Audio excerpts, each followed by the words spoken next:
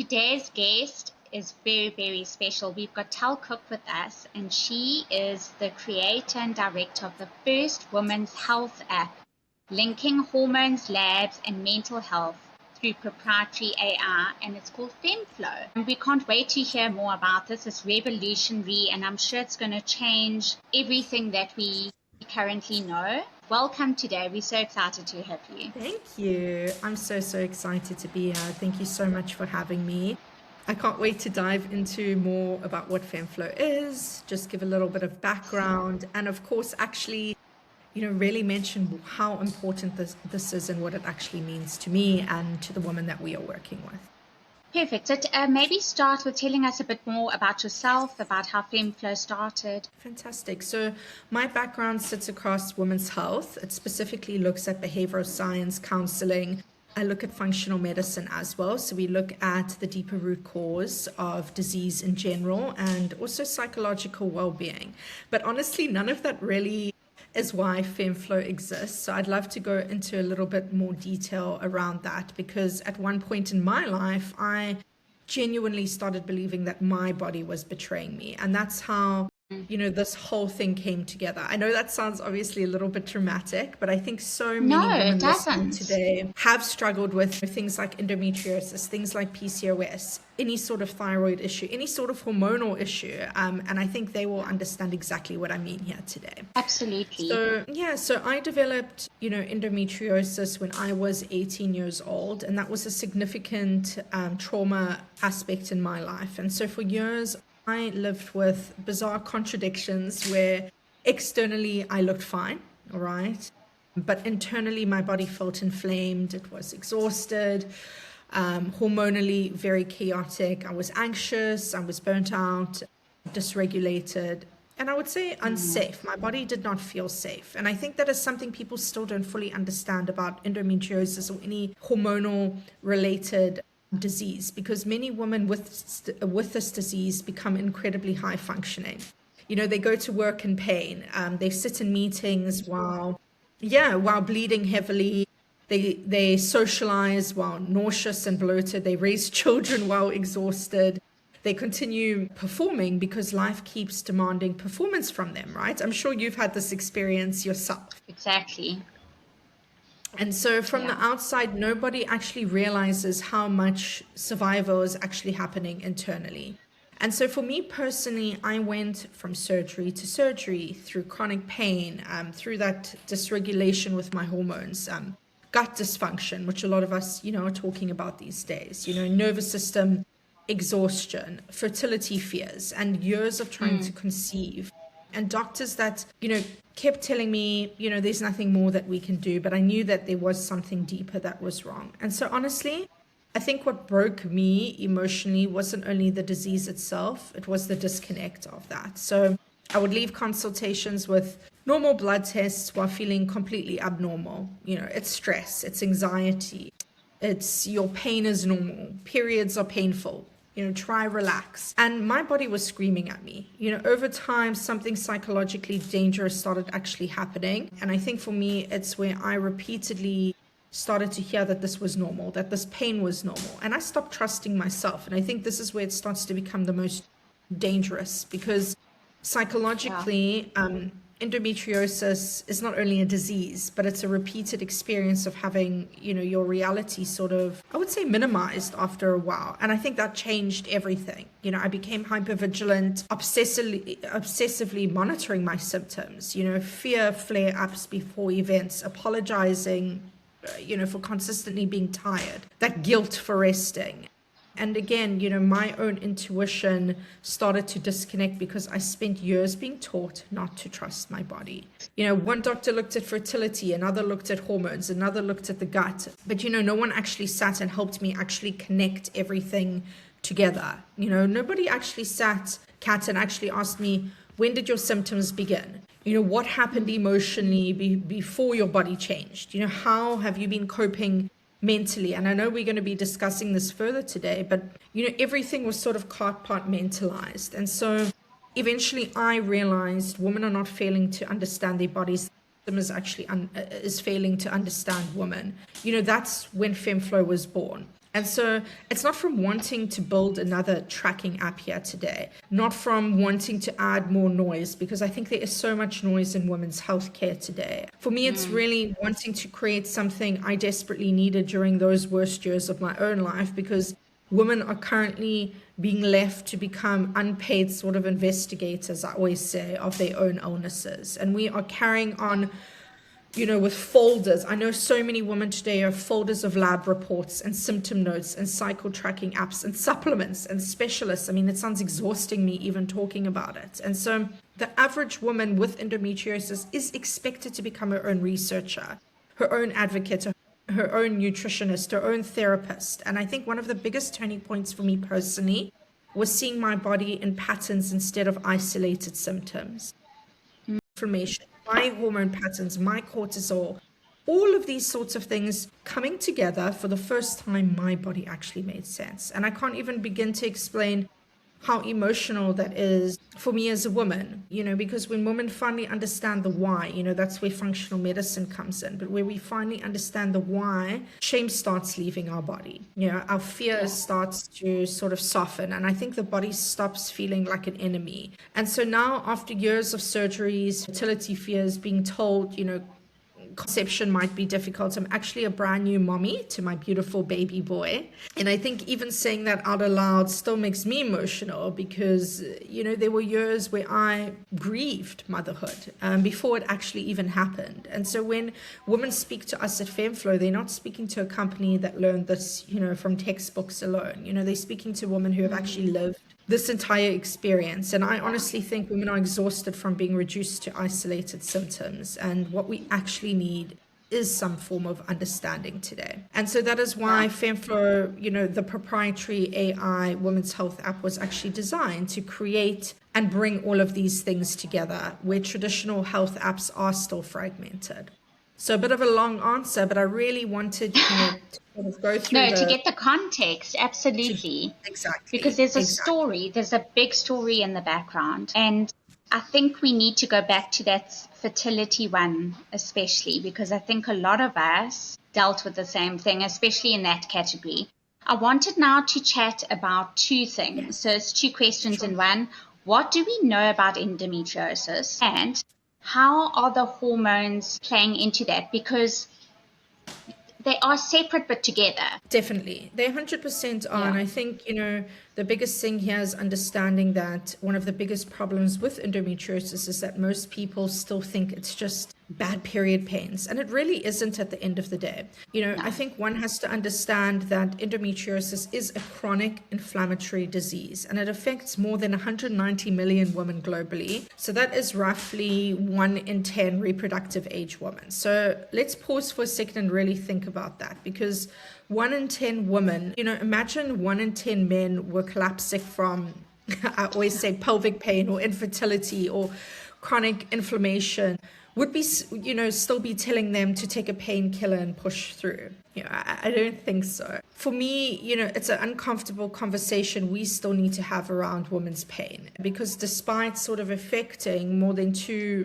million women globally, Endo has taken an average between, I always say, 4 to 12 years to diagnose, roughly about 7 years. But that should shock people alone. It really should, because imagine living with an inflammatory disease for almost a decade before actually receiving answers. During those years, we are often told, again, as I was mentioning earlier in my story, and that's why that basis was so important, because a lot of the time we are told that it's things like stress or anxiety, or you're sensitive, you're dismissed as well. And so meanwhile, things like lesions are growing, inflammation is worsening. As we spoke about fertility being affected, our nervous system actually becomes completely dysfunctioned and deregulated during that process. The pain is unbearable. It's unbearable. I used to faint from the pain, and I remember one of my bosses thinking I was faking all the time. And that's a terrible feeling. It is, and one of the hardest things emotionally, I'm sure, as well. Terrible. You feel like no one believes you. And then you think maybe you're going crazy, maybe you are oversensitive. I don't know, but I remember thinking it added to the, in general, chaos.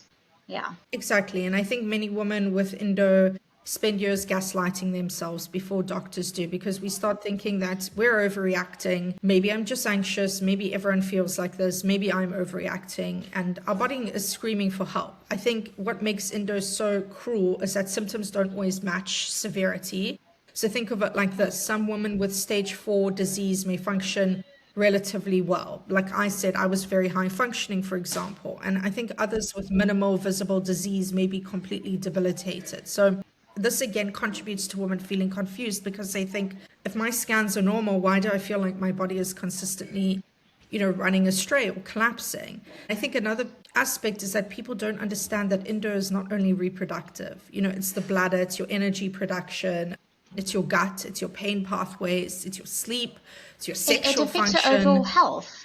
Overall health. I would say it Exactly. literally affects every single system in some way. 100%. Other people experience even things like panic attacks, pain with intimacy, lower back pain. And so all of these things together, come up, and they still show up even when we're smiling, even when we're still parenting, when we're still going to work, even when our body's in pain. And again, we just slowly start adapting our entire life around these symptoms in general. And so I honestly think that one of the reasons conversations like this matter so much is because women need to hear, that you are not weak, you are not crazy, and your pain actually really deserves to be taken more seriously. Absolutely. I wanted to, okay, so we've touched on mental health. I want to speak about that a little bit more, because it's not only physical. There's a huge mental health component to this. And then I wanted to tie in the biggest misconceptions that have come with endometriosis, because I think there's still so many. Absolutely. And they definitely are. So let's go back to the aspect of mental health first, because I think mental health, side of endometriosis is probably one of the most neglected parts. And so for me, this is the juiciest part to talk about, because women are, not emotionally weak. And because of chronic pain, it changes our brain system, and medical trauma changes that. Okay, so unpredictability also changes the nervous system. Repeated dismissal changes the nervous system. And it has been shown multiple times that significantly higher rates of anxiety and depression are shown with women with endometriosis, okay? But we have to remember that, honestly, women didn't, need all of these understandings and to tell them this. We've been living this. And what people often don't see is how endo actually slowly changes our relationship with our body. So let's say, firstly, we start anticipating pain before it actually happens. So we monitor our energy levels consistently. We become afraid of flare-ups. I remember, again, similar story to you, but I remember going to school and I would actually anticipate the pain so much that when it happened, the anxiety of the buildup was actually even more apparent than when it actually happened. And so you're actually consistently feeling guilty for feeling things before they even happen. And so over time, we just become exhausted from advocating, again, for ourselves medically. Huge amount of overvigilance. And so we grieve, we grieve our energy, our spontaneity, our relationships, our careers. I think our identity before our body changed. And that's something important to remember as well. And so those messages become psychologically damaging over the years. And eventually many of us, what happens is, which is so heartbreaking and something I see so often in the women I'm dealing with on a daily basis, is that women trust themselves less. They do not understand and sit with their own intuition of their bodies, because they've sat so long with not feeling heard before a diagnosis arrives. It's entrenched. And before they're told something is wrong. Exactly. It is 100% entrenched. And so I definitely think that there's an enormous invisible emotional labor around chronic illness at the end of the day. And so I think with that in mind, I think there needs to be a safety in trusting our body that it won't suddenly flare or crash or collapse. And I think that is, again, one of the most emotionally devastating parts of chronic illness, is that we are just not being able to grieve in safety. And kind of moving then into the misconception side of things, and please interrupt me, if you wanted to add anything to this. But I think one of the biggest misconceptions is that women are exaggerating their pain. And I think this, misconception is rooted in how society sort of historically responds to how women's suffering happens in general. So there's still that sort of unconscious expectation that women should tolerate pain quietly, that we are expected to function, care for everyone else, perform, be regulated, carry on, and just survive silently because we are still functioning externally. People assume that we are obviously okay internally. And this functioning and suffering can exist at the same time. I think a major misconception is that endometriosis is just a reproductive issue. And I said earlier, it's not. It's a whole body inflammatory disease at the end of the day. And I think another huge misconception is that surgery automatically fixes everything. Surgery, and don't get me wrong, it can absolutely help a lot of women. But for some women, at the end of the day, they may still continue to struggle afterwards. For me, I, at the time, had 4 surgeries. I went from stage 2 endometriosis to stage 4, where it affected my bladder and kidneys. And this still happened after I had my first 2 surgeries, because afterwards, inflammation in your nervous system, and your hormone imbalances can still be present. And so I think women often feel incredibly defeated after surgery. They realize that, okay, well, now my symptoms haven't disappeared completely because we've been expecting one single intervention, to fix everything. But at the end of the day, there are so many more layers to that. And so it is shown again, if scans are normal, nothing is wrong. But again, that's really damaging psychologically because many women spend years questioning themselves because they're imaging isn't clear. Their blood work looks normal. Their symptoms don't fit that textbook sort of presentation. But honestly, I think, medicine still struggles with that condition because it's complex, right? It's dynamic and it's not always visibly obvious. And I think, social media has also created such unrealistic healing narratives around endometriosis. Just remove gluten, you can meditate and everything. Yeah, ridiculous. You heal your trauma. I can't do that. If you take the right supplement protocol, everything will disappear. And honestly, that becomes another form of shame, right? Because healing is so really linear. It does. Exactly. 100%. No, carry on.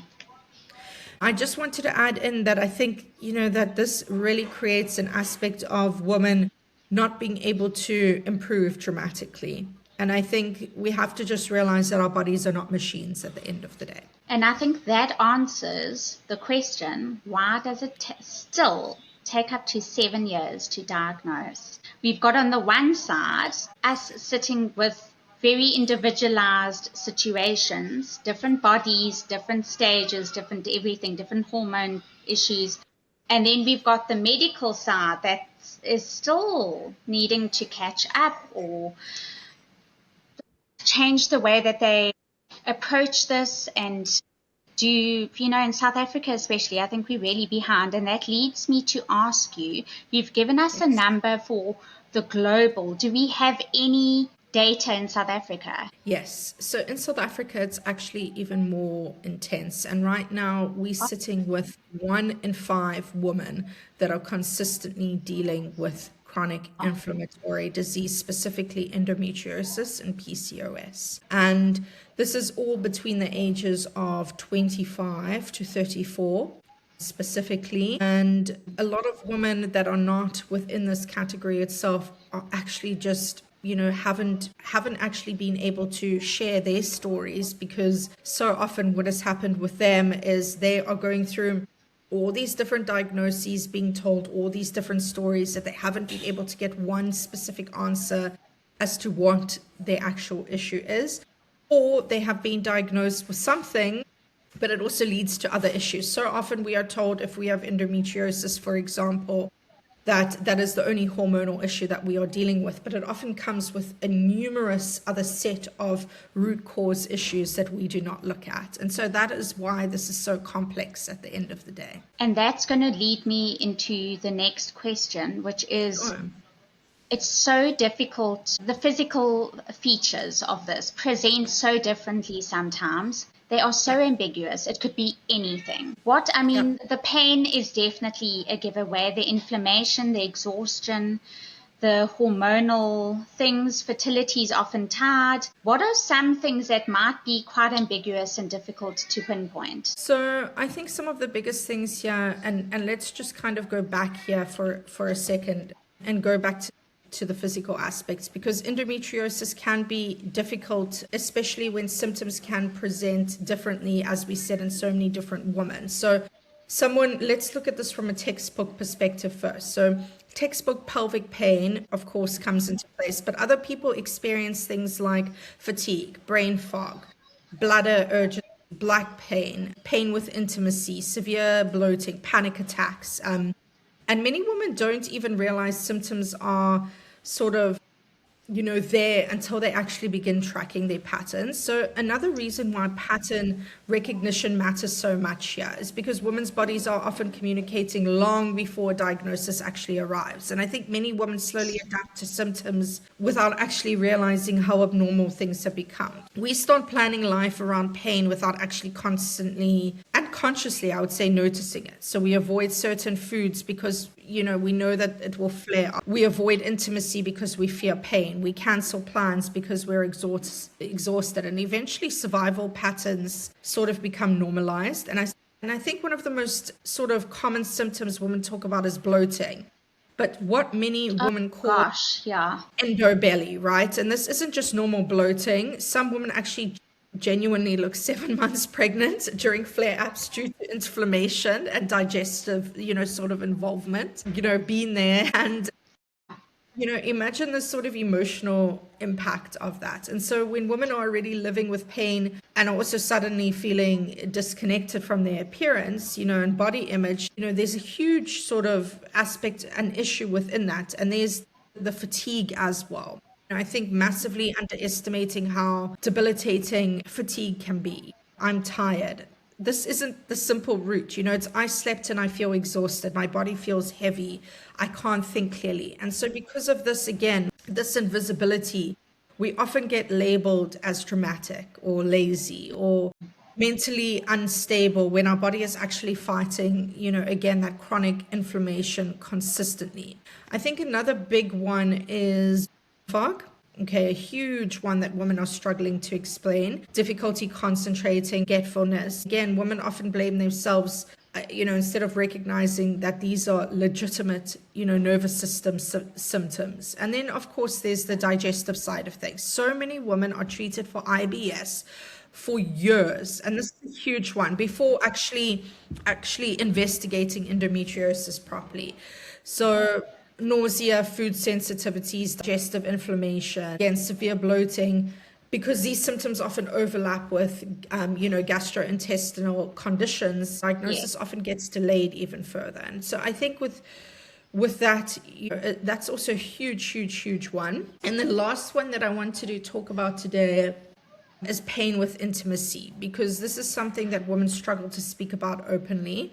And it becomes really isolating because endo doesn't only affect our body physically. It affects our confidence, our relationships, our self-worth, any sort of sexuality.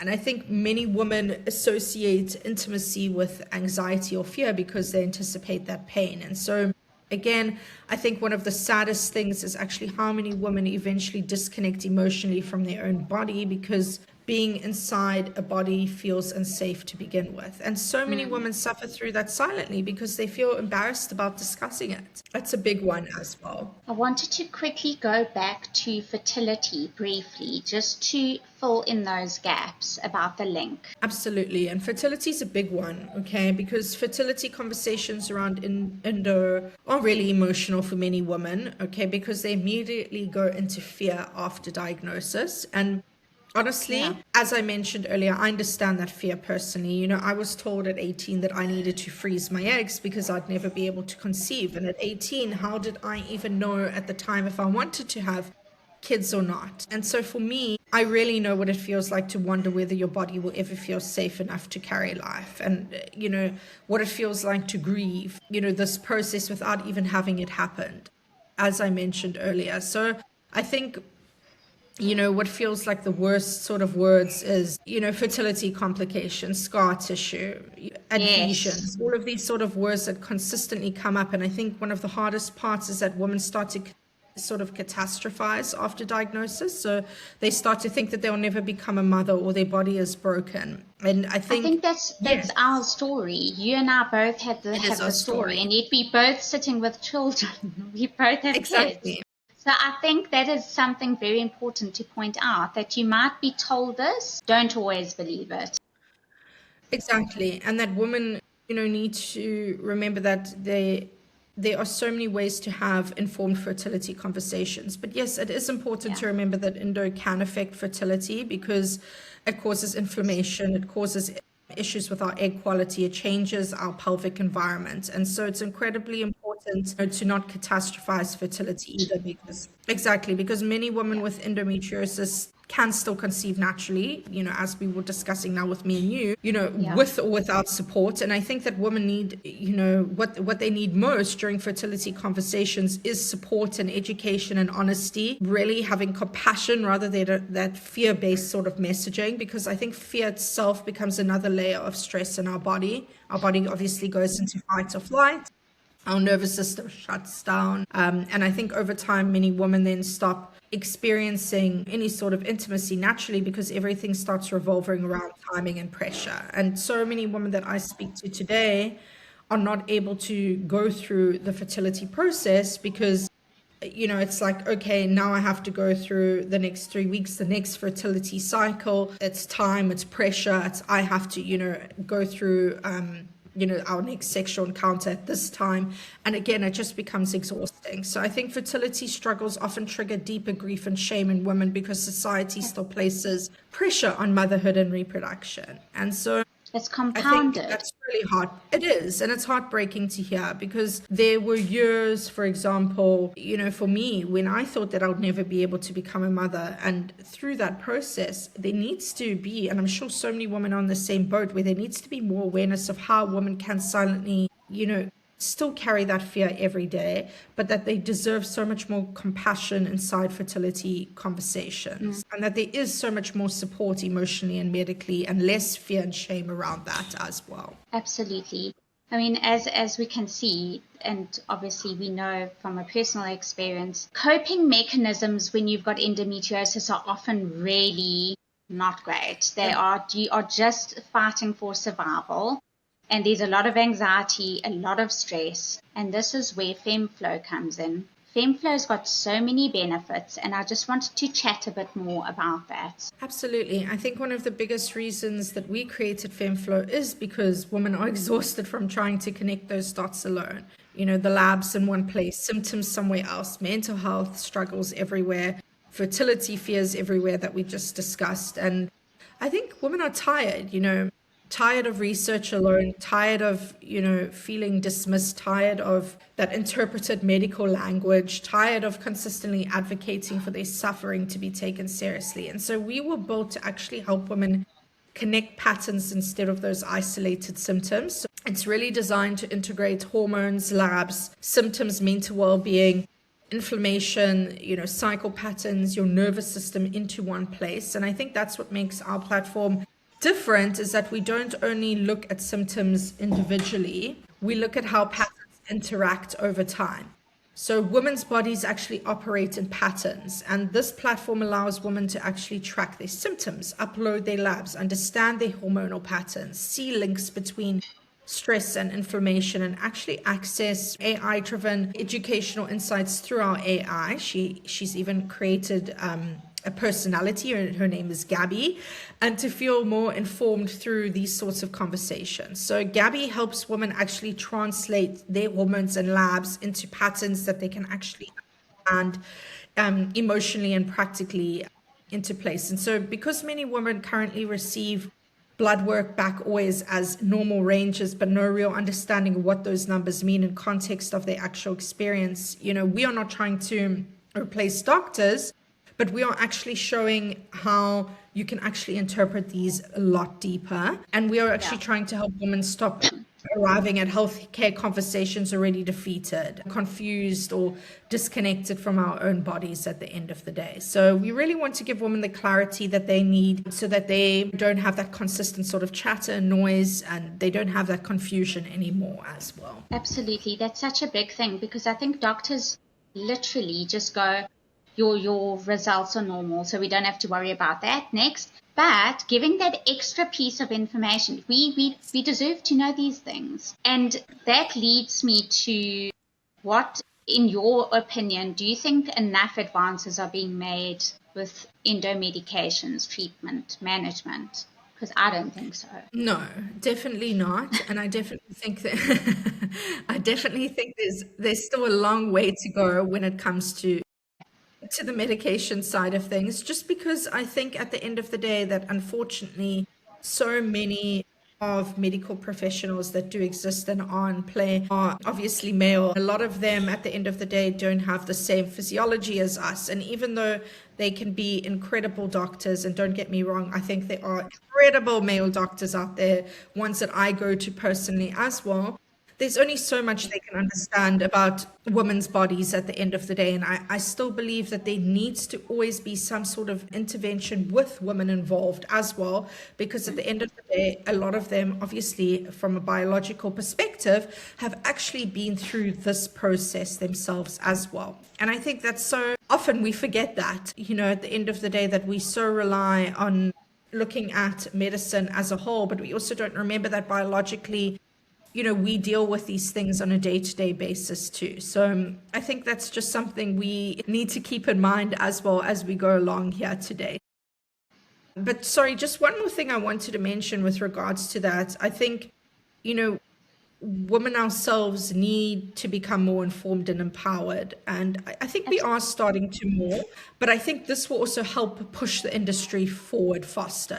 For a long time, women's pain was dismissed. But I think the fact that we are speaking more openly now, and yes, there is awareness growing, conversations are evolving. Yes, we have a long way to grow. Research is growing. And I think that this is important to remember, to have more conversations, and to remember we need to have discussions regarding anti-inflammatory approaches, more trauma-informed care, functional medicine, pelvic floor therapy. And yes, these things are all coming into play more and are slowly being recognized. But again, we can't be separated in sort of these isolated symptom aspects anymore. We need to be able to bring everything together now, to create, a space for better listening and earlier intervention. Absolutely. Earlier intervention all the way. I wanted to quickly ask you, are there any upcoming events with Femmeflo, collabs, workshops, anything like that? And then how does someone get hold of Femmeflo? Where do we go? How do we join? So most exciting parts. So yes, there's quite a few different collabs that are coming up at the moment. We are going to be working with quite a few fertility clinics as well as different gynecologists, which is a really exciting space that we are going to be moving into. So quite a few women's health practitioners as well. We are also going to be creating soon an actual exclusive event where we have a huge luncheon where women get to meet each other and discuss the different experiences that they are having. We're going to have a videographer involved. It's going to be super, super exciting. So that is something to be continued and something that you'll be able to see on our social media as well. You can contact us on our website, so femmeflo.com, Instagram, which is at Femmeflo, and then you're also welcome to email us on info at femmeflo.com, and that is the best way you'll be able to get a hold of us.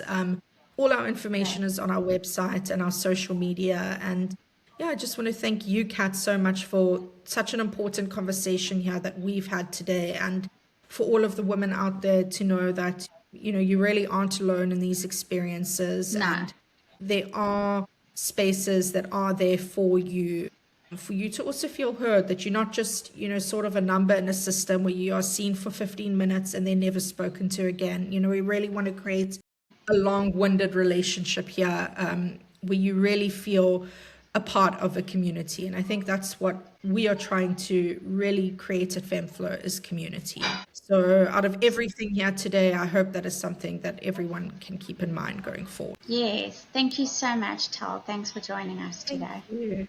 Thank you so much for having me.